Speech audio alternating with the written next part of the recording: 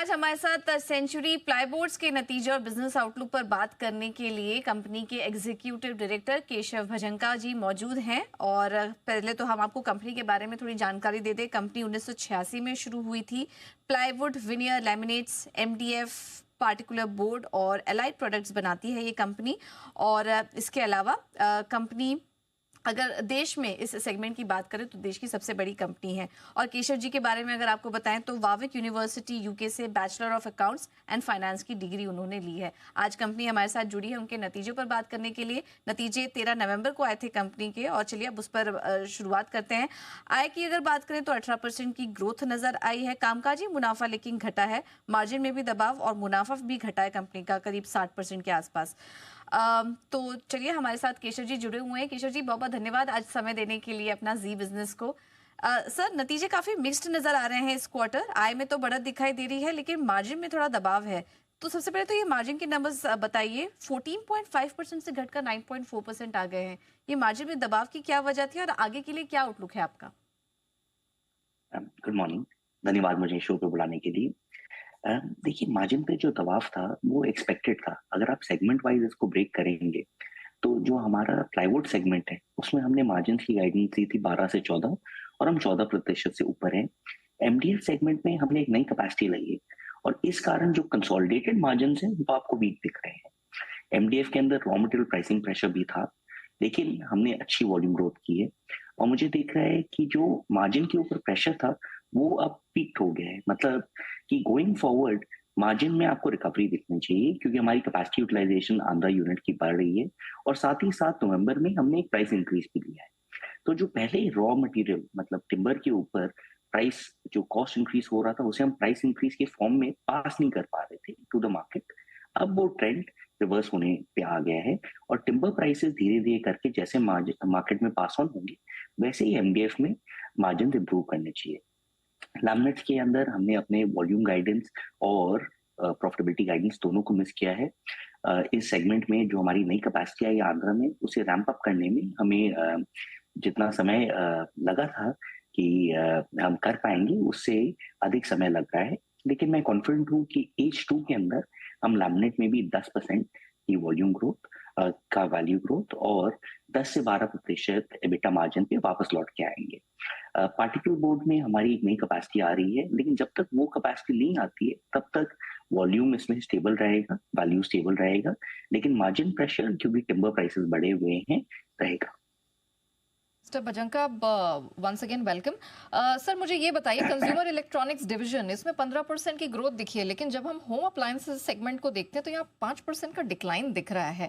अब इस तरह का जो डाइवर्जेंस है परफॉर्मेंस में, इसको आप कैसे एड्रेस कर रहे हैं? देखिए, क्या है कि अभी अगर आप home furnishing home furniture segment देखें तो यहाँ पे the journey begins when it goes from a house to a home. मतलब जब आदमी जब कोई घर के अंदर मूव करता है, अपने फर्नीचर का काम शुरू करता है, तब जाके इस सेगमेंट में आपको ग्रोथ दिखती है। हमारी 70% से ऊपर तो new home demand new home से आती है। तो इस कारण से जब तक वो साइकिल शुरू नहीं होता है, जो इलेक्ट्रिक में आपको दिख रहा है, इलेक्ट्रॉनिक्स में दिख रहा है, उसके अंदर बिल्डिंग के अंदर जब बिल्डिंग बन रहा होता है तभी भी इलेक्ट्रॉनिक्स की काफी रिक्वायरमेंट आती है। हमारे प्रोडक्ट्स का रिक्वायरमेंट तभी आता है जब उस घर के अंदर फैमिली मूव करने के पहले अपना फर्नीचर बनाना शुरू करे। तो मुझे लगता है कि एक टाइम लैग है, लेकिन मार्केट में वीक सेंटिमेंट होते हुए भी हमने 18% से अधिक भी ग्रो किया है।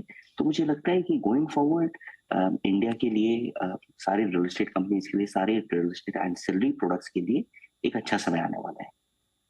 सब मार्जिन और प्रॉफिटेबिलिटी के इम्पैक्ट को अगर हटा दें, जो कि आपने बताया कि कुछ रीजंस भी आपने हाईलाइट किए जिस वजह से ये दबाव था, आय में बढ़त दिखी है करीब 19% के आसपास की। और आपके पाइपलाइन में भी हम देख रहे हैं कि काफ़ी हैवी कैपेक्स इन्वेस्टमेंट कुछ प्लान है। उसके बारे में कुछ बताइए। आपके रेवेन्यू में वो किस तरह से आने वाले समय में रिफ्लेक्ट करेगी और किस तरह की रेवेन्यू ग्रोथ आप उसकी वजह से देख रहे हैं? आपने बिल्कुल सही कहा है। इस साल भी जो रेवेन्यू ग्रोथ आ रही है, डेफिनेटली हमारे प्लाईवुड सेगमेंट में ग्रोथ आई है, बट उसके छोड़ के जो एमडीएफ सेगमेंट में ग्रोथ आई है ये नए कैपेसिटी एक्सपेंशन की वजह से ही आई है। और मुझे दिखता है कि आगे जाके हम इस कैपेसिटी को और यूटिलाइज कर पाएंगे, हम इसमें और ग्रोथ दे पाएंगे। तो एमडीएफ सेगमेंट एक अच्छे ग्रोथ रेट पे पड़ेगा। पार्टिकल बोर्ड सेगमेंट के अंदर आज हमारे पास कैपेसिटी कंस्ट्रेंट है, तो इसे एड्रेस करने के लिए हमने पार्टिकल बोर्ड में डिसाइड किया है कि एक नया यूनिट हम लगाएंगे, और ये unit Q4 of the current financial year में ऑपरेशनल हो जाना चाहिए। तो इसके बाद अगले साल हमें पार्टिकल बोर्ड में सब्सटैंशियल रेवेन्यू ग्रोथ दिखना चाहिए। तो मुझे लगता है कि ये जो स्टेप्स हमने लिए हैं, इससे हमें नियर फ्यूचर में और मीडियम टू लॉन्ग टर्म भी अच्छी ग्रोथ आएगी। ओके। केशव जी, आपकी आंध्र प्रदेश एमडीएफ यूनिट के बारे में बात करना चाहूंगी, क्योंकि यहाँ पर हमने रियलाइजेशन में 8% का इम्प्रूवमेंट देखा क्वार्टर ऑन क्वार्टर बेसिस पे, लेकिन ऑपरेटिंग लॉस यहाँ पर रिपोर्ट किए गए हैं। आप बता सकते हैं कि किस कारण से इस तरह का ट्रेंड देखने को मिल रहा है, और क्या स्टेप्स आप उठाएंगे कि अगले क्वार्टर में एबिटा में पॉजिटिविटी देखने को मिले? देखिए, इसके 2 कारण हैं। पहला कारण ये था कि सितंबर में हमें एक अनएक्सपेक्टेड शटडाउन लेना पड़ा था, लेकिन वो अब हमने रेक्टिफाई करके उसके जो इम्पैक्ट था उसको नलिफाई कर दिया है। दूसरा, इसमें एक हिडन लॉस है जो फॉरेक्स लॉस है, जो हमने कैपिटल इन्वेस्टमेंट किया है, उसके लिए हमने जो लोन लिया है बाय साइड के फॉर्म में, वो हमने लिया है इन यूरो। यूरो की प्राइस सडनली सितंबर महीने में, आपको याद होगा, बढ़ गई थी, और इस कारण से एक नोशनल लॉस बुक्स में दिख रहा है जो फॉरेक्स लॉस के अकाउंट पे है। अब अगर आप इस क्वार्टर में देखेंगे तो वो लॉस रिवर्स भी हो चुका है, और मुझे लगता है कि अगर अपने फॉरेक्स कंपोनेंट को हटा दे, तभी भी हमें इस क्वार्टर में एक अच्छी एबिटा मार्जिन होनी चाहिए आंध्रा में। और गोइंग फॉरवर्ड हमारा ये ऑब्जेक्टिव रहेगा कि H2 के अंदर हम डेफिनेटली एबिटा पॉजिटिव हों। सर, हम देख रहे हैं कि इस स्पेस में कंपटीशन भी काफ़ी ज़्यादा बढ़ रहा है। कुछ अनऑर्गेनाइज्ड प्लेयर्स भी हैं इस स्पेस में। तो आप कंपटीशन को आने वाले समय में क्या स्ट्रैटेजी आपकी ऑन प्लेस है कि इस कंपटीशन को आप फेस करें, क्योंकि इसका भी काफ़ी ज़्यादा इम्पैक्ट हम देखते हैं मार्जिन पे पड़ता है। तो क्या स्ट्रैटेजी होगी आपकी कंपटीशन को फेस करने के लिए? देखिए, हमारी इंडस्ट्री में अनऑर्गेनाइज कंपटीशन तो काफ़ी सालों से ही रहा है, क्योंकि बैरियर टू एंट्री कम है, केपेक्स बहुत अधिक नहीं है। लेकिन मुझे लगता है कि जो हमारी ओवरऑल स्ट्रैटेजी रही है, हमने क्वालिटी के ऊपर फोकस किया है, हमने ब्रांड एंड मार्केटिंग के ऊपर सब्सटैंशियल इन्वेस्टमेंट किया है, हमने इंडिया का सबसे सबसे सबसे स्ट्रॉन्गेस्ट डिस्ट्रीब्यूशन नेटवर्क खड़ा किया है, हमने अपने सप्लाई चेन के ऊपर बहुत इन्वेस्टमेंट की है, और हमारे सप्लाई चेन इंफ्रास्ट्रक्चर के ऊपर बहुत इन्वेस्टमेंट की है।